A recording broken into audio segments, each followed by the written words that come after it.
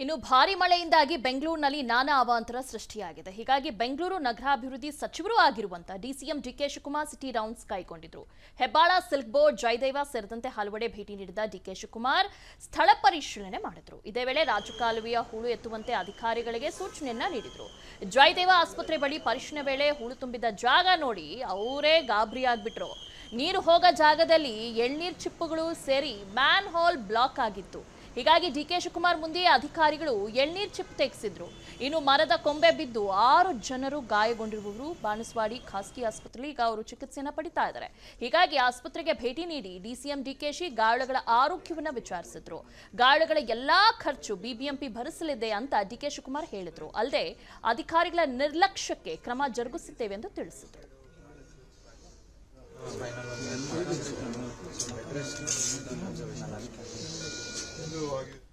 ನಮ್ಮ ಕಾರ್ಪೊರೇಷನ್ ಅವರು ನೆಗ್ಲೆಕ್ಟ್ ಮಾಡಿದ್ದು ನಾನು ಕಣ್ಣಲ್ಲಿ ಕಂಡಿದ್ದೀನಿ. ನಾನು ನಮ್ಮ BMRC ಅವ್ರಿಗೂ ಹೇಳಿದ್ದೀನಿ, ಅವ್ರ ಕೆಲಸ ಆಗ್ತಾ ಇರೋಂಥ ಡೆಬ್ರಿಸ್ ಏನ್ ಕನ್ಸ್ಟ್ರಕ್ಷನ್ ಡೆಬ್ರಿಸ್ ಇದೆ ಅದೆಲ್ಲ ಕೂಡಲೇ ತೆಗಿಬೇಕು ಅಂತ. ಬಹಳ ಕಡೆ ಫ್ಲಡ್ ಮಳೆ ಜಾಸ್ತಿ ಆದಾಗ ಆಗಿದೆ. ಸೊ ಇಂಥ ಸಂದರ್ಭದಲ್ಲಿ ಐಡೆಂಟಿಫಿಕೇಶನ್ ಆಗ್ತಾ ಇದೆ. ಕೆಲವು ಜಾಗದಲ್ಲಿ ವೆಂಟ್ಗಳನ್ನ ಸ್ವಲ್ಪ ದೊಡ್ಡದು ಮಾಡಬೇಕಾಗಿದೆ, ನೀರು ಹೋಗುವಂತ ಜಾಗನ ಮಾಡಬೇಕಾಗಿದೆ. ಅದು ಕೂಡಲೇ ನಾವು ಕ್ರಮ ಕೈಗೊಳ್ಳಕ್ಕೆ ಮಾಡ್ತೀವಿ. ಜೊತೆಗೆ ವಿಪರೀತ ಮಳೆ ಜಾಸ್ತಿ ಬಂದು ಪಾಟೋಲ್ ಜಾಸ್ತಿ ಆಗ್ತಾ ಇದೆ. ಓಕೆ, ಈ ಹಿಂದೆ ಶರತ್ ಬೆಂಗಳೂರಿನಲ್ಲೇ ಇದ್ದೋರು ಬೆಳೆದೋರು ಅವ್ರಿಗೆ ಸಹಜವಾಗಿ ಗೊತ್ತಿರುತ್ತೆ ಹಿಂದೆ ಬೆಂಗಳೂರು ಹೇಗಿತ್ತು, ಈಗ ಬೆಂಗಳೂರು ಹೇಗಿದೆ ಅಂತ. ಈ ಹಿಂದೆ ಬೆಂಗಳೂರಲ್ಲಿ ಅತಿ ಹೆಚ್ಚು ಜನಸಂಖ್ಯೆ ಇರಲಿಲ್ಲ, ಕಟ್ಟಡಗಳು ಇರಲಿಲ್ಲ, ಅದಕ್ಕೊಂದು ಲಿಮಿಟೆಡ್ ಇತ್ತು. ಆದ್ರೆ ಈಗ ಏನಾಗಿದೆ, ಹೆಚ್ಚಾಗಿ ರಾಜಕಾಲುವೆಗಳನ್ನ ಅಕ್ವೈರ್ ಮಾಡ್ಕೊಂಡಿದ್ದಾರೆ, ಮನೆಗಳನ್ನ ಕಟ್ಟಿದ್ದಾರೆ. ನೋಡಿ, ಹೇಳ್ಕೊಳ್ಳೋದಕ್ಕೆ ಇದು garden city Bengaluru, silicon city. ಆದ್ರೆ ಅತಿ ಹೆಚ್ಚು ಲೇಔಟ್ಗಳಲ್ಲೇ ಈ ರೀತಿಯಾದಂತಹ ಸಮಸ್ಯೆಗಳು ಕಂಡು ಬಂದಿರೋದು. ಲೇಔಟ್ ಅಂದ್ರೆ ಏನು? ಈ ಲೇಔಟ್ಗಳಂದ್ರೆ ಏನು? ಸಾಮಾನ್ಯವಾಗಿ ನಾವೇನಂತ ಎಕ್ಸ್ಪೆಕ್ಟ್ ಮಾಡ್ತೀವಿ, ಒಳ್ಳೆ ಕಾಮಗಾರಿ ಇರುತ್ತೆ, ಒಳ್ಳೆ ರೋಡ್ಸ್ ಇರುತ್ತೆ, ಈ ರೀತಿಯಾದ ಫೆಸಿಲಿಟೀಸ್ ಚೆನ್ನಾಗಿರುತ್ತೆ ಅಂತ ನಾವು ಅನ್ಕೊಂಡಿದೀವಿ. ಬಟ್ ಅದು ಇಲ್ಲಿ ತಪ್ಪು. ಇಲ್ಲಿ ಲೇಔಟ್ಗಳಲ್ಲೇ ಮನೆಗಳಿಗೆ ನೀರು ನುಗ್ತಾ ಇದೆ ಅಂದ್ರೆ ಇನ್ನು ಬೇರೆ ಕಡೆ ಯಾವ ರೀತಿಯಂತ ವ್ಯವಸ್ಥೆ ಇರಬಹುದು? ಈ ಲೇಔಟ್ಗಳನ್ನ ನಿರ್ಮಿಸಿರೋದು ಯಾರು? ಇದೇ ದೊಡ್ಡ ದೊಡ್ಡ ಪೊಲಿಟಿಷಿಯನ್ಸ್, ಸೋ ಕಾಲ್ಡ್ ಪೊಲಿಟಿಷಿಯನ್ಸ್, MLAಗಳು, ರಿಯಲ್ ಎಸ್ಟೇಟು, ಅವರ ಒಂದು ಪ್ರಭಾವ ಇರೋರು, ಅವರುಗಳು ನಿರ್ಮಿಸಿರೋದು. ಅವರುಗಳಿಂದಾನೇ ಬೆಂಗಳೂರಲ್ಲಿ ಪ್ರಾಬ್ಲಮ್ ಆಗ್ತಾ ಇರೋದು. ಇದಕ್ಕೆ ಸಮಸ್ಯೆಗೆ ಸೊಲ್ಯೂಷನ್ ಕಂಡುಹಿಡಿಬಹುದಿತ್ತು, ಕಂಡುಹಿಡಿಯಕ್ ಸಾಧ್ಯನೇ ಇಲ್ಲ. ಯಾಕೆ ಹೇಳಿ? ಈಗೆಲ್ಲ ಅವ್ರ ಆಪ್ತರೆ ನಿರ್ಮಿಸಿರುವಂತದ್ರಿಂದ ಅದು ಕಾಂಗ್ರೆಸ್ ಆಗಿರ್ಲಿ, ಬಿಜೆಪಿ ಆಗಿರ್ಲಿ, ಯಾರೇ ಅಧಿಕಾರಕ್ಕೆ ಬಂದ್ರು ಈ ಸಮಸ್ಯೆನ ಸಾಲ್ವ್ ಮಾಡೋದಕ್ಕೆ ಸಾಧ್ಯನೇ ಇಲ್ಲ. Adjustment politics. ಈ ಅಡ್ಜಸ್ಟ್ಮೆಂಟ್ ಪಾಲಿಟಿಕ್ಸ್ ಇಂದ ಬೆಂಗಳೂರಿನಲ್ಲಿ ಈ ರೀತಿಯಾದಂತ ವ್ಯವಸ್ಥೆ ಇದೆ. ಇದೇನು ಕಾಂಗ್ರೆಸ್ ಬಂದಾಗಿಂದ ಆಗಿರುವಂತದ್ದಲ್ಲ, ಇವನ್ ಬಿಜೆಪಿ ಕಾಲದಲ್ಲೂ ಇದಾಗಿರುವಂತದ್ದು. ಹೀಗಾಗಿ ಇದಕ್ಕೆ ಒಂದು ಫುಲ್ ಸ್ಟಾಪ್ ಅನ್ನೋದು ಇರ್ಬೇಕಲ್ವಾ? ಇಲ್ಲಲ್ಲ, ಪ್ರತಿನಿತ್ಯವೂ ರಾತ್ರಿ ಅವ್ರು ನಿದ್ದೆ ಕೆಟ್ಕೊಂಡು ಮನೆಯಿಂದ ನೀರ್ ಹಚ್ಚಿ ಹಾಕ್ಬೇಕು. ಅವ್ರಿಗೇನ್ ಗೊತ್ತಿರುತ್ತೆ? ಲೇಔಟ್ ಅಲ್ಲಿ ಸೈಟ್ ತಗೊಂಡಿರ್ತಾರೆ, ಮನೆ ಕಟ್ಟಿರ್ತಾರೆ, ಅವ್ರಿಗೆ ಅದಾದ್ಮೇಲೆ ಗೊತ್ತಾಗೋದು ಅದ್ ಎಫೆಕ್ಟ್ ಏನು ಅಂತ. ಈ ಪರಿಸ್ಥಿತಿಗೆ ಅವರು ಒಂದು ಒಳ್ಳೆ ಲೇಔಟ್ ಅಲ್ಲಿ ಮನೆ ಕಟ್ಟಬೇಕಾ? ಅವ್ರೇನ್ ಕಮ್ಮಿ ಏನ್ ದುಡ್ಡು ಕೊಟ್ಟಿರಲ್ಲ, ಆ ಸೈಟ್ಗಳಿಗೆ ಅಥವಾ ಮನೆಗಳಿಗೆ ಕಟ್ಟಿರೋದನ್ನ ಕಡಿಮೆ ಏನ್ ದುಡ್ಡು ಕೊಟ್ಟಿರಲ್ಲ. ಇದು ದೊಡ್ಡ ಮಟ್ಟಿಗೆ ಜನಸಾಮಾನ್ಯರಿಗೆ ನಷ್ಟ ಆಗ್ತಾ ಇದೆ. ಯಾಕಂದ್ರೆ ಪ್ರತಿ ಒಂದು ಪ್ರಾಬ್ಲಮ್ಗೂ ಕೂಡ ಸೊಲ್ಯೂಷನ್ ಇರುತ್ತೆ. ಆ ಸೊಲ್ಯೂಷನ್ ನ ಕಂಡ್ಕೊಳ್ಳಕ್ಕೆ ಇವರಿಂದ ಸಾಧ್ಯ ಆಗೋದಿಲ್ಲ. ಸೊಲ್ಯೂಷನ್ ಅನ್ನ ಕಂಡ್ಕೊಳ್ಬೇಕಂದ್ರೆ ಏನು? ರಾಜಕಾಲುವೆ ಮೇಲೆ ನಿರ್ಮಿಸಿರುವಂತ ಮನೆಗಳನ್ನ ಇವರು ಸರಿ ಮಾಡ್ಬೇಕು, ಇಲ್ಲಾಂದ್ರೆ ಅದು ತೆರವು ಮಾಡ್ಬೇಕು. ಅದಾಗಲ್ವಲ್ಲ, ಸ್ಟೇ ತರ್ತಾರಲ್ವಾ, ಅದೆಲ್ಲವೂ ಕೂಡ ಸಾಧ್ಯ ಆಗೋದಿಲ್ಲ. ಅದೇ ಬಡವ್ರು ಯಾರಾದ್ರೂ ಮನೆ ಕಟ್ಟಿರ್ಲಿ, ಅದು ಬೇಕಾಗಿ ಬೇಗ ಅದನ್ನ ತೆರವು ಮಾಡೋ ಕೆಲ್ಸಕ್ಕೆ ಮುಂದಾಗ್ತಾರೆ.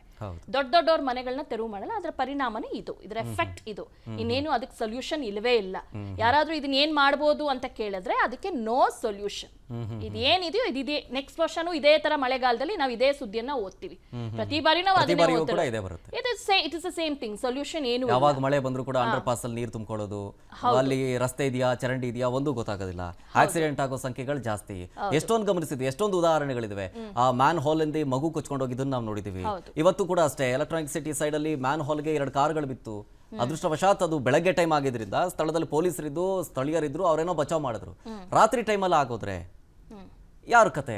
ಯಾರು ಓಡಾಡದೇ ಇರೋ ಜಾಗದಲ್ಲಿ ಆಗೋದ್ರೆ ನೋಡಿ, ಅಲ್ಲಿ ಮರಗಳನ್ನ ತೆರವು ಮಾಡಬೇಕು. ಅದು ಬೇಸಿಗೆಗಾಲದಲ್ಲಿ ನಡಿಬೇಕಾಗಿರುವಂತ ಕೆಲಸ. ಮಳೆಗಾಲ ಬರೋದಕ್ಕೂ ಮುಂಚೆ ತಗೊಳ್ಳುವಂತ ಕ್ರಮ. ಆದ್ರೆ ಈ ಬಾರಿ ಮಳೆಗಾಲ ಆರಂಭ ಮುನ್ನ ತುಷಾರ್ ಗಿರಿನಾಥ್ ಅವರು ಒಂದು ಸ್ಟೇಟ್ಮೆಂಟ್ ಅನ್ನ ಕೊಟ್ರು.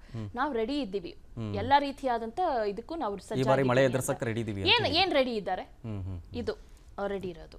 ಮತ್ತೆ ನೋಡಿ, ಆ ಮರವನ್ನ ತೆರವು ಮಾಡಿ ಅಂತ ಅಲ್ಲಿರೋ ನಿವಾಸಿಗಳು ಸಚಿವರಿಗೆ ಪತ್ರವನ್ನ ಬರೆದಿದ್ದಾರೆ. ಪ್ರಭಾವಿ ಸಚಿವರು ಅವರು KJ ಜಾರ್ಜ್ ಅವ್ರ ಪತ್ರವನ್ನ ಬರೆದಿದ್ದಾರೆ, ಮನವಿ ಮಾಡಿದ್ದಾರೆ. ಅಂದ್ರೆ ಎಲ್ಲ ಒಂದ್ ಕಡೆ ಜನಸಾಮಾನ್ಯರ ಒಂದು ಮನವಿಗೆ ಒಂದು ಸ್ಪಂದನೆ ಇಲ್ಲ ಅಂದ್ರೆ ಅವರು ಸಚಿವರನ್ನ ಯಾಕೆ ಮಾಡ್ಬೇಕು ಅಲ್ಲಿರುವಂತ ಜನ ಅಂತ. ಈಗಲಾದ್ರೂ ಅಲ್ಲ, ಜನ ಲೈಟ್ ಆಗಿ ತೆಗೆದುಕೊಂಡ್ಬಿಡ್ತಾರೆ. ಲೈಟ್ ಜನಗಳದ್ದು ತಪ್ಪಿದೆ ಇಲ್ಲಿ.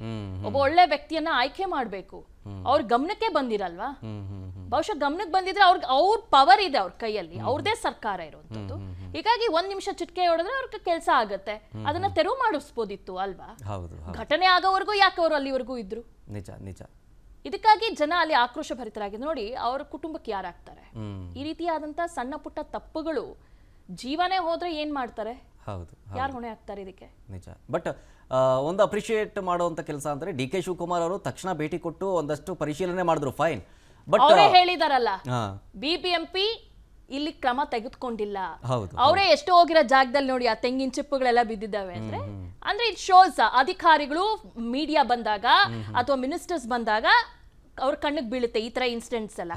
ಯಾಕೆ ಈ ಹಿಂದೆ ಇದು ಅವ್ರ ಗಮನಕ್ಕೆ ಬಂದಿರಲ್ವಾ? ಸೊ ಅಲ್ಲಿಗೆ ಈ ಪರಿಸ್ಥಿತಿನ ಸರಿ ಮಾಡಬೇಕು ಅಂತಂದ್ರೆ ಯಾರು ಪ್ರಭಾವಿ ಸಚಿವರು ಅಥವಾ ಫಾರ್ ಎಕ್ಸಾಂಪಲ್ ಈಗ DK ಶಿವಕುಮಾರ್ ಅವರು ಬೆಂಗಳೂರು ನಗರಾಭಿವೃದ್ಧಿ ಸಚಿವರಾಗಿದ್ದಾರೆ. ಅವರು ಬಂದಿದ್ದಕ್ಕೆ ಇದೆಲ್ಲ ಆಚೆಗೆ ಬಂತು. ಅವ್ರು ಬಂದಿಲ್ಲ ಅಂತಿದ್ರೆ ಬರ್ತಾ ಇರಲಿಲ್ಲ. ಸೊ ಅಲ್ಲಿಗೆ ಮಳೆ ಬಂದಾಗ್ಲೆಲ್ಲ DK ಶಿವಕುಮಾರ್ ಅವರು ಕಾರ್ಯಪ್ರವೃತ್ತರಾಗಿ ಸಿಟಿ ರೌಂಡ್ಸ್ ಹೊಡಿಲೇಬೇಕು ಅನ್ನೋ ತರ ಬಂದ್ಬಿಡುತ್ತೆ. ಅಂದ್ರೆ ಇವ್ರಿಗೆ ಯಾರಿಗೂ ಭಯ ಇಲ್ಲ, DK ಶಿವಕುಮಾರ್ ಅವ್ರು ಕಂಡ್ರೆ ಭಯ. ಹಾಗಾದ್ರೆ ಭಾರಿ ಮಳೆ ಮತ್ತೆ ಇವತ್ತು ರಾತ್ರಿನೋ ನಾಳೆ ರಾತ್ರಿನೋ ಬಂತು ಅಂತಾರೆ, DK ಶಿವಕುಮಾರ್ ಅವರು ವಿಸಿಟ್ ಮಾಡಲೇಬೇಕು. ಇಲ್ಲ ಅಂತಂದ್ರೆ ಯಾರು ಕ್ರಮ ಅಷ್ಟು ಸೀರಿಯಸ್ ಆಗಿ ತಗೊಳ್ಳೋದಿಲ್ಲ, ಅಧಿಕಾರಿಗಳು ಕಾರ್ಯಪ್ರವೃತ್ತರು ಆಗ್ಲೇಬೇಕಾಗತ್ತೆ.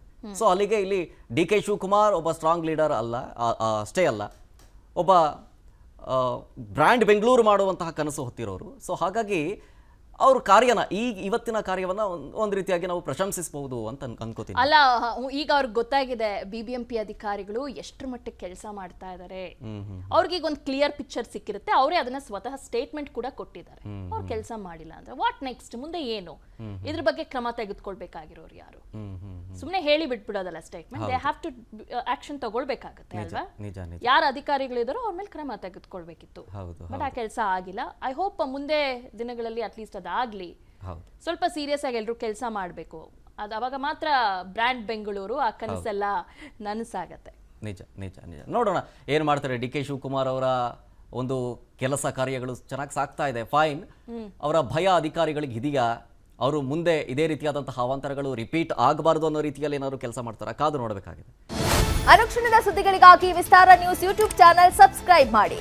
ಹೊಸ ಸುದ್ದಿಗಳ ನೋಟಿಫಿಕೇಶನ್ಗಾಗಿ ಬೆಲ್ ಐಕಾನ್ ಕ್ಲಿಕ್ ಮಾಡಿ. ಲೇಟೆಸ್ಟ್ ಅಪ್ಡೇಟ್ಸ್ಗಾಗಿ www.vistaranews.com ವೆಬ್ಸೈಟ್ಗೆ ವಿಸಿಟ್ ಮಾಡಿ. ಅಂಗೈಯಲ್ಲೇ ಜಗತ್ತಿನ ಸುದ್ದಿ ತಿಳಿಯಲು ವಿಸ್ತಾರ ನ್ಯೂಸ್ ಕನ್ನಡ ಆಪ್ ಡೌನ್ಲೋಡ್ ಮಾಡಿ.